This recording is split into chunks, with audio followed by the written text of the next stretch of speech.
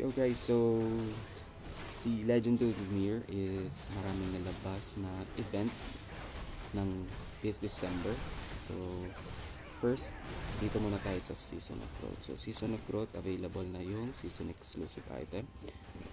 Season Refining, ito mostly for for people na nagtatap up or feeling maggastos sa game. So ito kasi kailangan mo to, and para makakrap ka neto kailangan mo ng village. So another top up currency siya.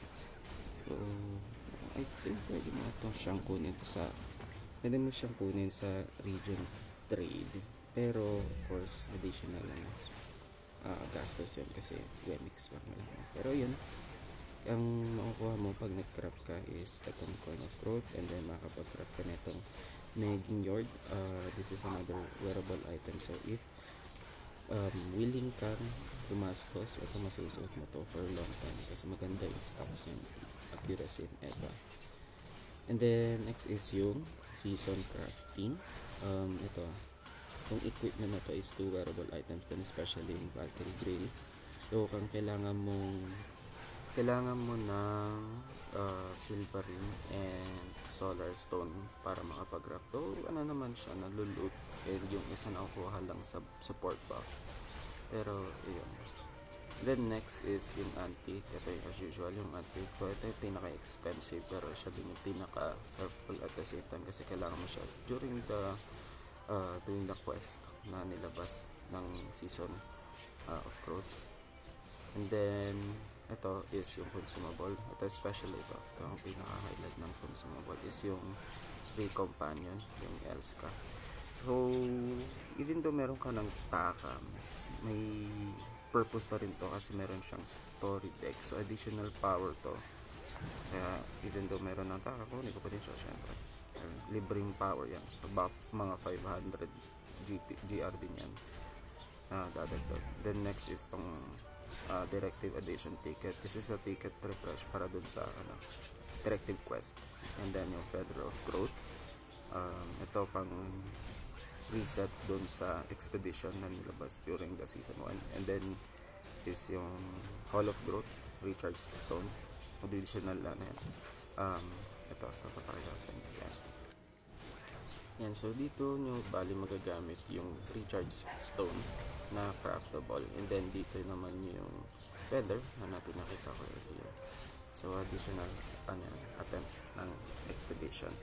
Keep in mind, meron din yung mga first time clear na item, so dagdag power na naman if you're an F2P. And so season directive quest, ayan, so dito nyo magagamit yung additional ticket refresh nyo.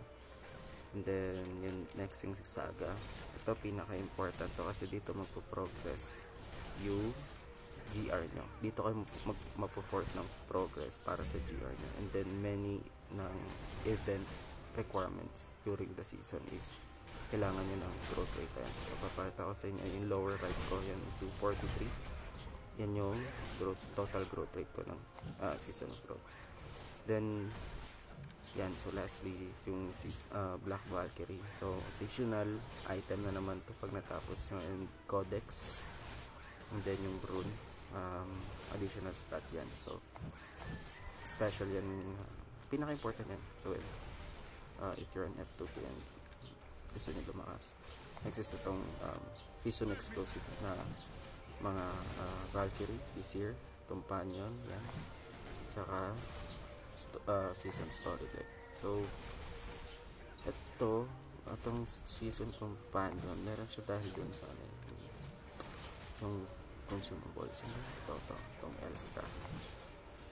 So yung main reason, makakala nyo madaming nilabas na na free na bagong companion.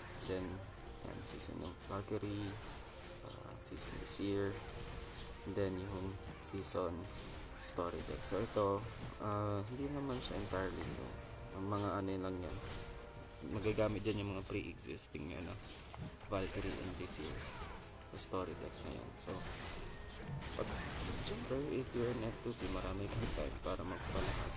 Di mo naman, kung ayaw mo din gumastos, magandang time to para mag-start or if you're planning to play the game or bago ka. Maraming event na nilabas for you ng Legend of